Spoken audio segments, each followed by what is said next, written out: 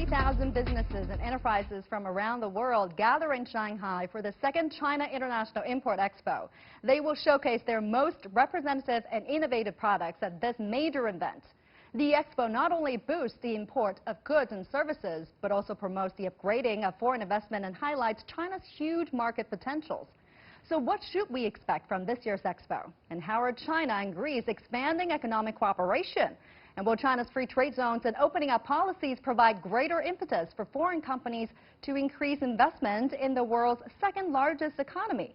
Well, to discuss these issues and more, I'm happy to be joined by Jane Kunko, Executive Vice President of Drive, and Mr. Pavlos Kontomitkalos, CEO and founder of Helix Group, and Professor Tu Xinquan from University of International Business and Economics. That is our topic. This is Dialogue. I'm Li Qiuyuan.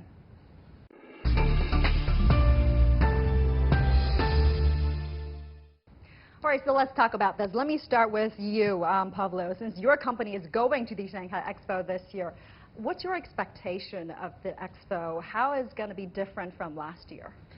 Well, I think CIIE is a great strategic initiative that President Xi Jinping envisioned, and I think it's part of a greater vision that he has, which is to open up and bring China closer to other nations, which is something that I think is long-term, is strategic, and it takes time to build. I went to last year's expo. It was a good start. I believe this year, from what I've seen, there's much more heads of states and dignitaries from other countries, many more companies. In fact, there was a long waiting list early on. So I think it's something that will build year by year, and this year I think is going to be much more focused on what is relevant. And Jay, your expectations? Well, I attended last year and I'll be attending this year as well, and I would agree with these comments. I think what makes this so special is the initiative that's been taken by Xi Jinping and the government for this. And it helps to break away from, if you will, some of the complexity or the mystery of how to do business in China. And I think you see this with the expanded participation from the companies, and I think also it provides the opportunity with some of the reforms that are going on this year to better explain these to these companies who now want to enter the market and or expand the market, especially to the tier 3 and 5 cities. Right. Let me also bring you in, Professor Tu, because you probably have the home court advantage here since China is the host country. So policy-wise, execution-wise, innovation-wise, what can we expect? I think especially in now, you know, the world is facing a so-called deglobalization. Some countries are raising their trade barriers to the world. But China is showing its ambition and its determination to open up our economy even further. I think this actually last year's expo has already done a great job. Now this time I think it will be even better and greater than last year. So I think this shows, as I said, the further opening up of China's economy. Yeah, and we've got over 3,000 businesses and enterprises from about 150 countries coming to the expo, and this is bound to have a global impact. In what ways, though, Professor Tu, again, can the expo inject fresh momentum to the global economy? Actually now China is the second largest economy, but China's market will soon replace the United States as the largest market in the world. So I think China will become the largest importer soon also in the coming years. So China's opening up, as shown in this Import Expo, will deliver very clear information to the world that we support the globalization, we will continue our opening up and the reform. So I think, as I said, now in the kind of current tide of anti-globalization, China's determination will give a strong confidence, I think, for the world to cooperation among countries. Yeah, I mean, one of the major goals of this expo is to further open up the Chinese market, especially the inland provinces, which have huge population base to start with, so huge buying potential, and also the smaller cities, the so-called third tier, fourth tier, or fifth tier cities, instead of just the mega metropolises in the coastal region. But that's the idea. How is that idea sound to you? Is it appetizing enough to foreign brands coming into China, for example, your company? Yeah, I think this is a very critical question because CIIE is about import, but for me it's more about importing the right goods and services. So what are the right goods and services? In my view, they are those that China desires and needs now as China develops, and they're those that the foreign countries are best in class. And those have two characteristics in my view. I call them the two I's. One is indigenous, so there are products that are specific maybe to some regions, areas, products from the ground, from the land that are climate driven, and so on. And number two is innovation. So those are the two I's. Those are the relevant and right products to complement China today. My company, Alas Group, does exactly that. We focus on Greece, we focus on the unique treasures and try to bring the right ones to complement China's growth. And your thoughts on this, Jay? I think with CIIE, it's with the initiative that it's going to provoke for the tier 3 to 5 cities. So our company, for example, has been here since 1996 and we are throughout China, but the tier 3 to 5 cities, I think this event allows companies to come in and have a more direct access to that, especially when you couple it with China's lead in e-commerce. And we're developing our e-commerce systems here in China for the rest of the world. So the combination of CIIE, introducing in the tier 3 to 5 cities, where the obviously next step in development is coming, and coupling that with China's lead in e-commerce, I think is a very potent combination going forward. I guess to build on that, I want to hear your thoughts on this from a business person standpoint. In this business climate globally, how do you assess China's potential as a market overall? Well, as I said, China, Professor said it correctly, is the number 2 economy. People are, when you look at the trends, it's where the growth comes from, the most of the incremental growth, and so it's a matter of when and how. And so everyone needs to be here that has something to offer. Everyone wants to be here as well. But it has to be, in my view, the right ones, because those are the only ones that can have sustainable long-term growth. Right. And that's what we need for the world to expand and grow. And there are a number of favorable policies in place, actually. On July 30th, China has put into this force revised negative lists for foreign investment market access, so introducing greater opening up and reform to sectors such as services, mining, manufacturing, also allowing foreign investors to control major shares of a company or even run a wholly foreign-owned business here. Have your company benefited from policies like that? In the past, certainly. So traditionally, obviously, the way in was through joint ventures, okay, which is a normal entry point in emerging markets. With these new reforms that are going on, certainly it's going to be very appealing to some companies, but I still think it's a matter of finding what's the right combination. Joint ventures still have their role, but with these reforms, along with the other ones that have been announced this year, I think again the impetus for people to be able to move into China. CIIE is, you need a door in. So this is, if you will, the front door into the market. Last year when I was here, I spent a lot of time with the Shanghai government, and I was very impressed with the relationships that were being established with new companies coming in and things. So to me, this is the front door, the gateway into China, as it were, and then expanding into the rest of the market. Yeah, Professor Tu, how do you think foreign companies have benefited from these new policies so far? I think especially in recent years, Chinese foreign investment policy has been changing quickly. Especially we have adopted so-called negative listing approach. I think this gives more freedom, more choice for foreign investors to choose their operations in China. Maybe, as he said, a joint venture still could be a very good way, but foreign investors can choose their own ways to develop their business in China. Also, I think this negative listing approach also could improve the predictability and the transparency of China's business environment.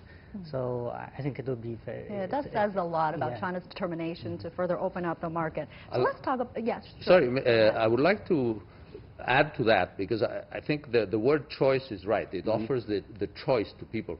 In my experience, in the 90s, I was president of a Sino-American joint venture, which was actually the first Western joint venture in the pharmaceutical business, Bristol-Myers Squibb, Sino-American Shanghai Squibb. This was, of course, a 50-50 joint venture. I was president. It was a 50-50, as I said. My counterpart was Chinese chairman. We worked extremely well together because we communicated and we aligned where we want to go. So I think when people make a decision, they need to look at, are they aligned? Because if there is misalignment, it's better to be wholly owned, for example. So if the foreign company wants only profit, productivity, and the local partner wants employment, maybe it makes sense to be separate instead of a joint venture, for example. So it's the choice element is great, though. I think it's a fantastic progress. Key word is the choice here. So from pharmaceuticals, cosmetics, to now hospitality, food, wine, hotels, travel. Your company is based in Shanghai, and Jay's company is also based in Shanghai, right? So how do you guys feel about this city? Because during this expo, another event, the 2019 Shanghai City Promotion Convention is going to take place. What should we expect from that? How important is it? Well, I think it's a very important initiative because it should have maybe been done last year, because this is Shanghai's opportunity to leverage what is CIIE. And I think there's no better place, in my view. Maybe I have a little bias because I live in Shanghai, but I think Shanghai is the ideal place because it's commerce, it is the business mind, and also Shanghai has a very unique position. It is a global megacity, which means the foreign companies that want to come and showcase products and so on, like CIIE, will be there, and also all the third, fourth, fifth tier cities and people from there that want to come can find the goods. So it's a great place to do this, and I think the new initiative by Shanghai government is doing exactly that, is leveraging it. I know there's a meeting, I think we will both be there on the 6th, which is close to 1,000 people from government, from business, from trade and so on, and also CEOs of companies and so on, and I think this moves in the right direction and is the right thing to be doing. Absolutely. For a lot of foreign companies, Shanghai is their gateway to China. And after last CIIE, an increasing number of countries and regions, they have set up bases in Shanghai's FTZ and use that as a base point sort of to get wider access to the entire Chinese market. That includes Azerbaijan, Serbia, Greece, and South Pacific Islands. But let's talk about the FTZ. How do you feel about the pathway taken by the FTZ? What's been done right and what needs to be improved, maybe? Well, I think it's an excellent beginning. I mean, FTZs offer some very obvious benefits to companies. One, certainly entry, but also when you look in terms of cash flow, and you don't have to have the registered capital, but also if you're bringing in raw materials and then re-exporting out. And the bottom line is it helps if a company is looking to invest, it should help their financial profile. Okay, so from an investor standpoint, it makes a lot of sense. Also in terms of reforms, in terms of the economy, this provides a much easier way in, okay, than if you're operating outside a free trade zone. And again, it takes a lot of the complexity out of it. So for new companies, I mean, for companies such as ours, there's a big benefit for Drive, but also new companies looking to invest. It really provides a much more convenient way into the market, as I mentioned before, and then that can be leveraged into the rest of the markets to the tier 3 and 5 cities. And Professor, what's your take on what's been said here about Shanghai FTZ? Yeah, I think this kind of first local experiment, then national implementation is a very important lesson of China's economic reform and opening up. Very practical. For decades. It still works. I think it's still important way right now. I think maybe one very important point is that FTZs should do many works on regulatory coherence with the rest of the world. Now many foreign companies, for them, I think investment entry is not a problem, but there are still a lot of regulatory differences between China and other countries. So I think FTZ could do some experiments on this aspect. It will significantly improve the business environment. It's a great way to get insight. Thank you very much. We're going to take a short break here on the dialogue. We'll be right back. Stay with us.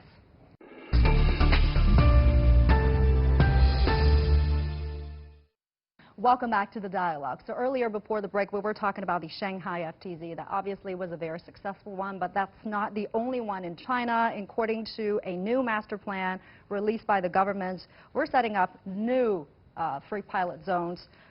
So that's going to be, it's going to be bringing the pilot FTZs in China to 18. So they are tasked to explore new ways to open up the market, to reform, and try out innovations. This is uniquely China. I mean, Professor Tu, again, how important are these FTZs all over China? How effective are they in attracting foreign investment? I think actually each FTZ has its own specific industry focus. Each of them will focus on certain industries. Then, as I said, different industries will have different regulations. So I think each FTZ could work on these specific problems with regard to that industry and create some successful experience and could promote this experience to the whole nation. So, as I said, there are already 18 FTZs. There are many, but I think every of them has their own special value. And earlier, you also mentioned there are differences in how businesses is done in China's FTZ and how it's done elsewhere in the world. So, I guess what are the next steps to ensure that China's free trade zones meet international standards for, so as to say, high-level trade and investment liberalization?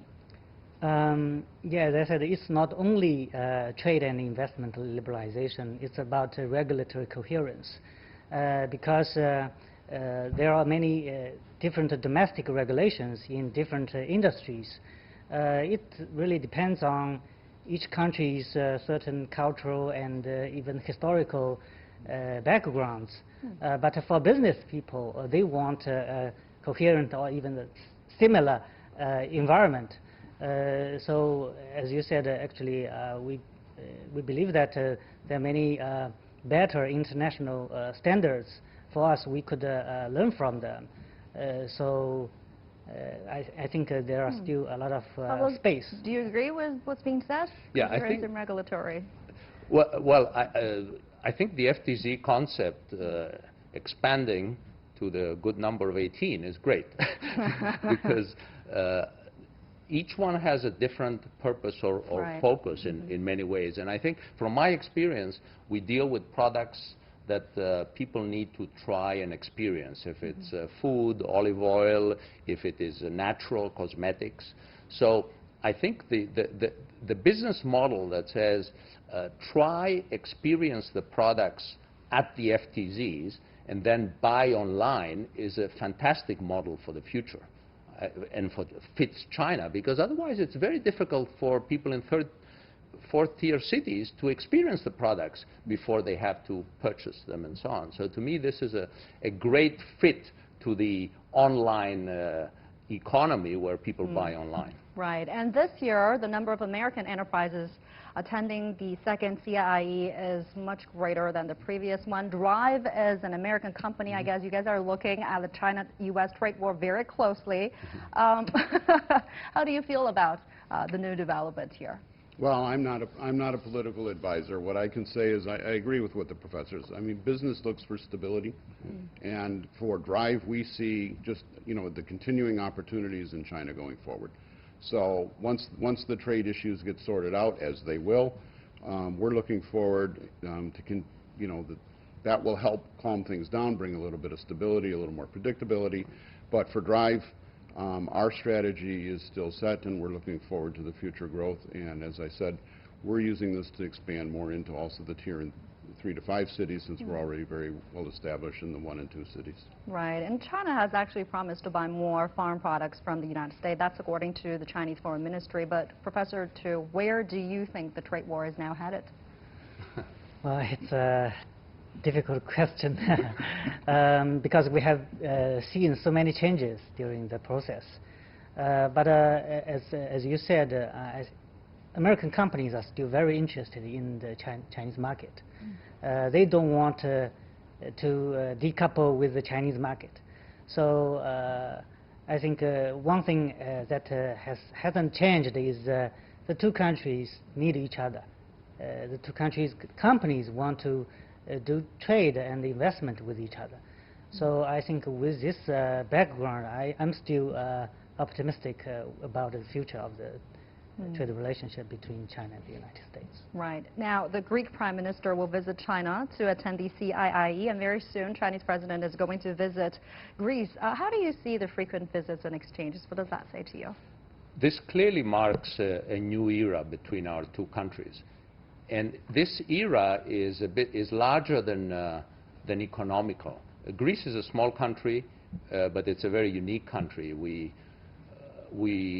are the ancient wisdom. We brought the ancient wisdom that influenced the West, and China, ancient wisdom, influenced the East. I think the two heads of state have recognized that there is an opportunity using ancient wisdom as a driver to get over all the short-term issues, because at the end of the day, there's a lot of short-term issues we're talking about, but 10, 15, 20 years from now, they may not matter as much, and what will matter is how is the new world order, what are the values, how we influence the mind, and so on. So this marks a new era. It is unprecedented that the two leaders will meet twice within a few days, first in Shanghai at CIIE and then in Athens. So it's a very exciting time, and I'm closely following what's happening. And you have a very interesting experience. I mean, you were educated in the States, and then you founded several companies. You have a close relation with the Prime Minister, and your company is actually tasked to rejuvenate Greek economy. I mean, that's a huge undertaking. Well, tell us more about that, and how does China come into play? I will take you as our spokesperson. I like I like it. but there is some truth to that Greece underwent a difficult crisis. We're not yet out of it, but we are certainly hit bottom. We have a very clear-minded government led by the Prime Minister, Mr. Mitsotakis, who knows what needs to be done. And part of this is to find what Greece is best in the world at and bring those to the people that want them. So Greece is best in the world in way of thinking, maybe from ancient times, how it applies today, products from the land, because it's climate-driven and they're unique, natural cosmetics, the way of lifestyle and so on. So that's what my company tries to do, to bring those to help as China develops. And I live in China. There is a desire to improve ourselves, to open up, to see more around, and I think Greece offers a very, very unique opportunity in that, with the end benefit of making people healthier and happier. Right, and Chinese companies actually made a lot of investments in Greece too. For example, the investment in the Piraeus port. But that's not without controversies and concerns. Can you talk to us why people there are concerned about China's investment? Everything big and new is met by controversy, I believe. It's, no big idea is ever accepted at first. I think it was the right thing, and even the skeptics have been silenced now, because there is clear success story, there is order. Most of the goods from Europe, or maybe not most, but a big part of the goods from Europe to China come through the port of Piraeus. It's a clear success story that, in fact, is being discussed to replicate. Professor Tu, you want to respond to what's being said? What are your thoughts on this? I think I agree with him because China is kind of a newcomer as an investor in Europe. So it's natural, I think, at the early period there will be some controversies. But I think finally facts will tell the story. So I think now Greece has benefited a lot from China's investments, but also many other European countries have benefited from the Belt and Road Initiative. So I think we should continue working on this and these opinions will change. Yeah, and China and Greece are both ancient civilizations on the planet, right? How does the rich history serve as the advantage for our economic cooperation? Well, I think, again, to me, economy and economic cooperation is better if it follows something bigger. The two countries have a common foundation, I think. We have a friendship, we have a lot of common values. But what we haven't done is turn that into economic benefit for the two countries as much as we can. I think now there is a clear realization that Greece can play that role with what I call its unique treasures and bringing those to improve China's position as China develops as a new power. Right, and we're expecting President Xi to make another speech at the second CIIE. To you, what will you be looking out for? New policies or new statements? Well, I think when there's speeches given from presidents of countries, yeah, it's initiatives, it's direction, it's vision, and this is something that obviously he does quite often. The fact that he's now coming for the second year in a row by itself, I think, puts a pin in how important this is, and this also obviously attracts for the rest of the countries. And I think, as Professor Tu also mentioned, when you combine this initiative with the free trade zones, with the other items, ultimately this will all, if you will, make the world a little bit smaller, and I think bring better understanding, make it a little bit less complex, easier to invest in China, and this will then bring greater opportunities for everybody. And Professor Tu? I think now, especially the foreign companies are expecting more concrete actions.